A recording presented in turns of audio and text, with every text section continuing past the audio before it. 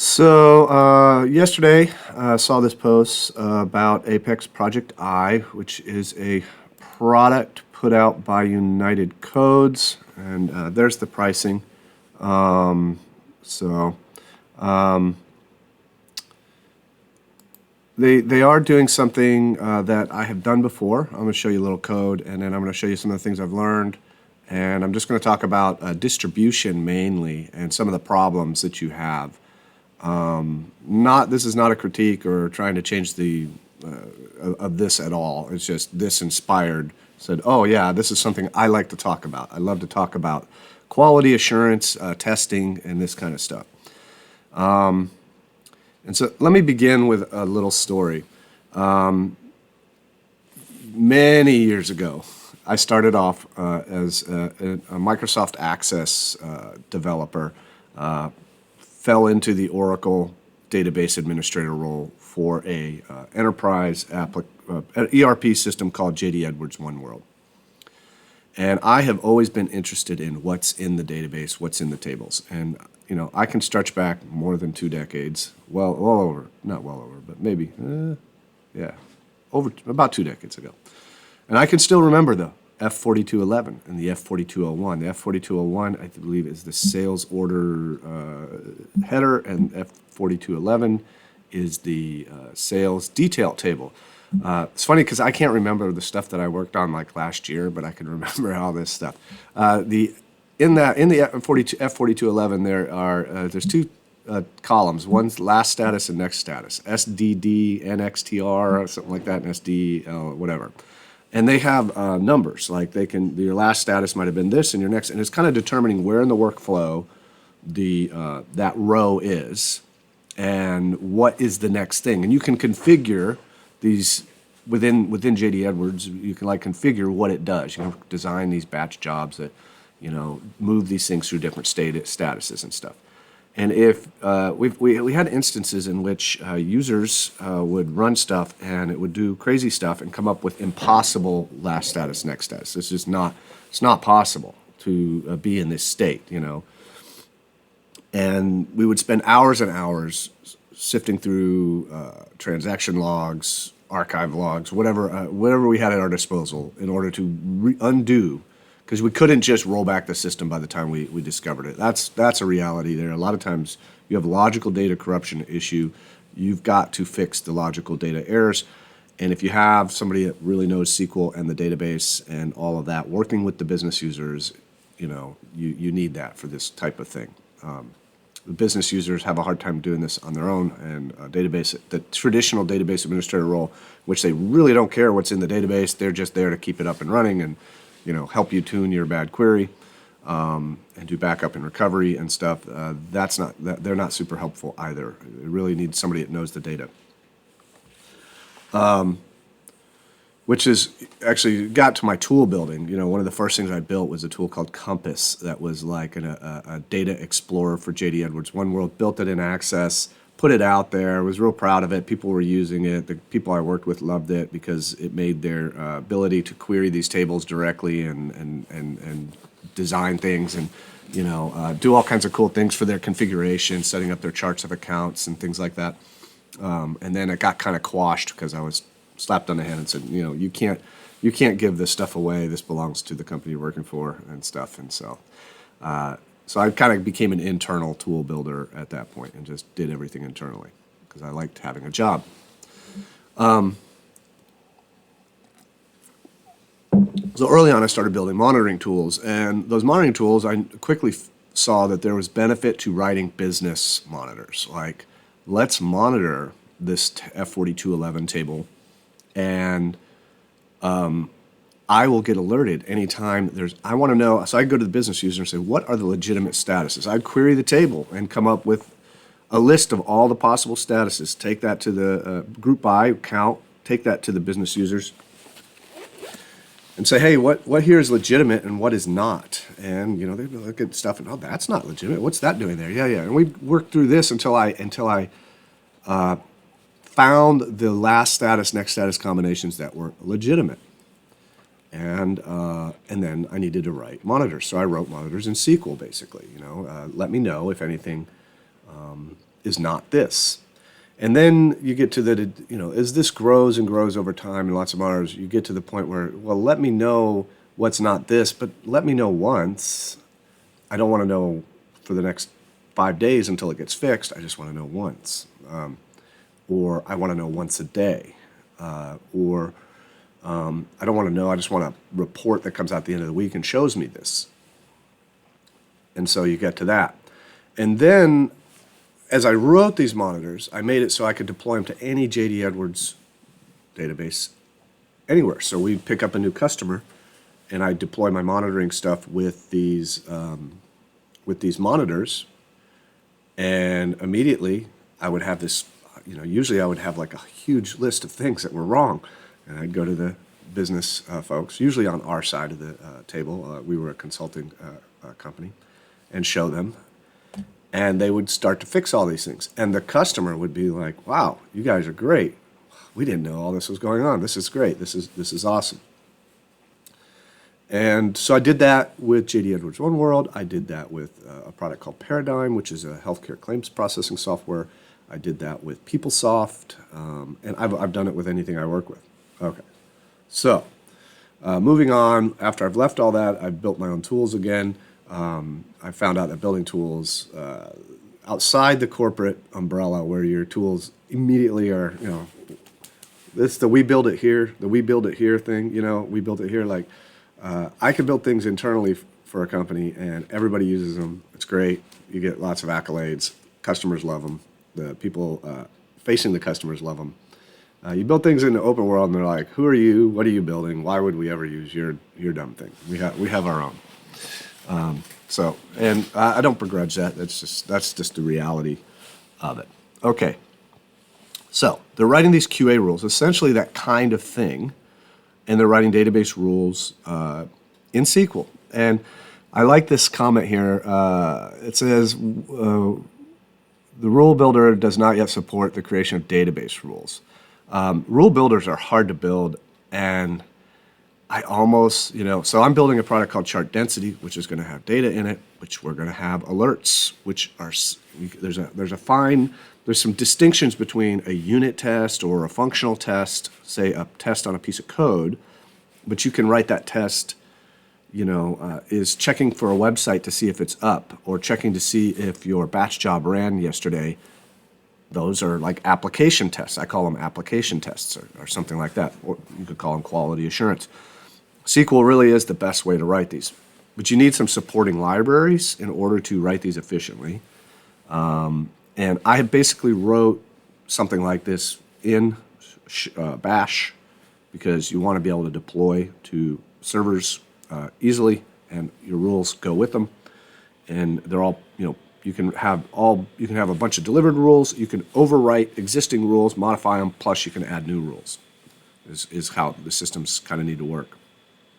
And then, so SQL is the best language. Building a rule builder is hard. Although I will say, I saw a design yesterday. I was logging into my IRA account, and the company that has it has a lot of alerts, and they have a lot of pre-canned alerts, and a lot of them are generic, like let me know if it's more than a 2% move, and then you can modify that. So that got me thinking with ChartDensity, I'll probably have the ability to write SQL type alerts using an API or something like that. Though that you got to be careful because of security. But then we'll have like a bunch of pre-canned alerts that you can just modify slightly, and then you can make alert profiles or whatever and apply them. But if you get too far down the rabbit hole, too many alerts is hard. But this is good. SQL is great. But as you can see, as you scroll down this article, SQL gets more and more complicated. Like this SQL here, you don't want to be cutting and pasting that. That probably needs to be like a supporting package or something, and you need to make an API, some kind of procedure call that you can just do whatever this is doing over and over again. Not going to get into pipeline functions here, whatever, but all this is great. So distribution becomes the next issue, and this is where the knowledge that I put into PeopleSoft or JD Edwards was really always limited to the company I was in. How would I distribute that? And that's what I want to do with ChartDensity, is I'm going to have something similar to this for your alerting, or notifications or QA state, whatever you call it. So you'll be able to design what you want. But distribution. So the idea here, and I would recommend that United Codes look into doing this, is they want to help promote their product, is instead of having an internal distribution mechanism or whatever, put it out on GitHub. So your alerts are, one or more folders or a file, JSON, YAML, what have you, in a GitLab repo that I can then just go into the tool. And this is what I envision with ChartDensity. And I envision this with other products too. I have an idea for a quiz flashcard kind of memory tool in which the content would be open sourced, and it would just be importing that and presenting it to you. And it would be like in GitHub. And so anybody can add to it, do a pull request, and add to the body of knowledge over time. And so you probably get a group of top users within a community who are really doing most of the work, but anybody's able to add to their knowledge base. And then that's what I perceive doing. So like in ChartDensity, you'll be able to go in and put the URL in of a GitHub repo, maybe say what branch you want to subscribe to. So it would be, and then, you would have to maybe approve updates and all that. You'd have to review them. So there's some kind of security protocol. But I would recommend using GitHub or GitLab in order to host these kinds of things for your tools, and make them open source enough or configurable enough that anybody can adopt them, be maybe open to that as opposed to proprietary. I mean, all proprietary stuff can essentially be undone, especially with AI now. Even if you put something out there, I could probably use AI to fairly quickly turn it into to be able to work in another format or something. So mine will be like that, anything I do. But mine is going to be beyond just Oracle and Apex. It's going to be for anything. Anything you can get your data in, you're going to be able to write these alerts, and then those. And it's not just, like I said, alerts. Let's move on to some code. So I want to show you what I'm talking about. So this is this is still in ArcSQL. It's out there on K2 right now. You can grab this code. It's going away because it isn't what I wanted. So for unit testing in ArcSQL, this is basically it. It's really, really simple. I can write these unit tests if I want to. I tend to use them as a development bridge gap. Like I'm trying to get started, so I write some tests, or I'm trying to, but as I move on in development, I write less and less tests unless I write it for something specific. They help me develop, but I don't use them everywhere. I don't have like tons of tests. It is hard to maintain your tests, especially if you're early on in a project. It's kind of more of after our product is mature, anytime you discover a problem, go ahead and write some tests. This should be an ongoing thing of code maintenance. But then I have this application monitoring testing, and I have something similar for shell scripts. But basically, you write these. You can create a test profile, and that profile had things like how many times do you want to how often do I recheck this test? What is the actual test interval? So there's things that you want to run every minute, every 5 minutes, every week, every month, every quarter. Those are different profiles, and you don't want to define that for every single thing. So you want to be able to modify your profiles, and you probably want as few of these as possible. There's retry intervals, and then there were what is it going to put in the log? What is it going to put in for reminders? Now, I have this already built into my alerting in K2, and so really what would happen is a type of alert would be opened, and that alert could be a QA alert, and a QA alert may do nothing but log to the log, and then it updates maybe. Then you've got a test and failed pass state. How long has it been failed? All that kind of stuff. And so then you can just easily report off that and see what's going on. Send yourself weekly reports in an email, whatever. Another thing you need with tests, or you need sensors, because a lot of times what you're trying to do is, I want to know when user count changes. So I have to know what the last user count was. So the sensor is something that determines that. or I want to know when this changes by this amount. And so you need a sensor, a generic sensor, because that's storing the data that you're doing a compare to. And so I do have a sensor in here somewhere. I haven't actually used it much. It is for this kind of thing, and and I have this in shell also, very helpful. Like you can cat a file to the sensor, and once a day, like say whatever file stores the users on your, on your Linux, Unix system. Was it Etsy users? I don't remember. Etsy PWD, whatever.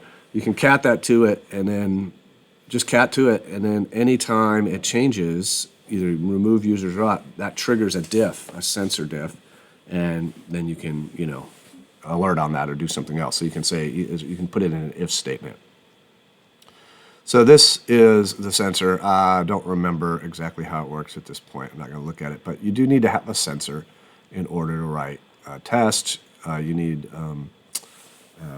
supporting libraries to make, these long queries and things like that shorter. And then distribution, ideally, anybody can get the updates, can make updates, can add updates, and can override those easily, but should be distributed ideally in something like GitLab, GitHub. I always get the two. So that is just a long 16-minute ramble about QA testing, unit testing, maybe a little, and sensors, and what I'm going to be doing with ChartDensity. And a lot of this is going to be in K2. So all this stuff will be built into K2, which does not require Oracle Apex. I have kind of marketed it as Oracle Apex specific, but it is not. It's got a lot of Oracle tools in it, and you can build lots of cool stuff. And if I didn't see my previous post, I did just do an integration with ChatGPT. And if you heard yesterday, ChatGPT 4 is coming out. I'm looking forward to seeing what kind of cool things I can do.